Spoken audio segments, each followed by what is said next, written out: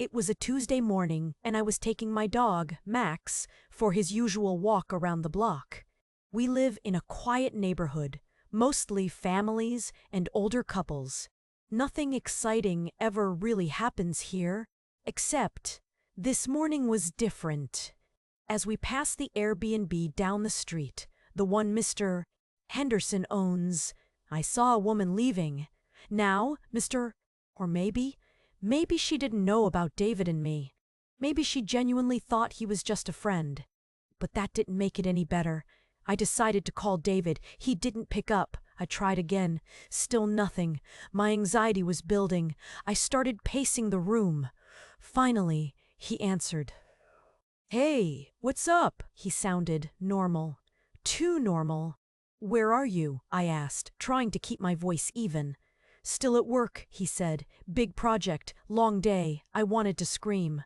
We decided to do some digging. Nothing illegal, just observant. We started noticing things.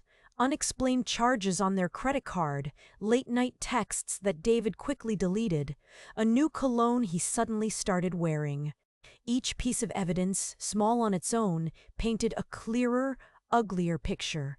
One afternoon, Maria decided to check David's car mileage before and after his business trip. The numbers didn't match up with a trip to Chicago. They added an extra 400 miles, which made no sense. The confrontation was brutal. Maria, armed with the evidence, laid it all out for David. He denied it at first, but eventually crumbled. There was another woman, a colleague he'd been seeing for months. The reasons were the usual clichés. He felt neglected, she understood him, blah, blah, blah. Maria was devastated. The woman she had trusted for years turned out to be someone completely else. They're in therapy now, trying to work through it. I don't know if they'll make it. Was this a one-time thing, or were there other instances where Mark had undermined her career? What other secrets was he hiding? She just disappeared back into the office. No consequences, no accountability. But we were both committed to rebuilding our trust and love for each other. What surprised me most was how my perspective on infidelity changed. Before, I saw it as black and white, right and wrong. But after experiencing it myself, I realized it was much more complex. It's not something I condone, but I understand that people make mistakes and that relationships can be complicated. It's been 2 years since David's affair. We're still together, and our marriage is stronger than ever. We learned a lot from that difficult experience, and it ultimately brought us closer together. I even apologized to Sarah for being so judgmental.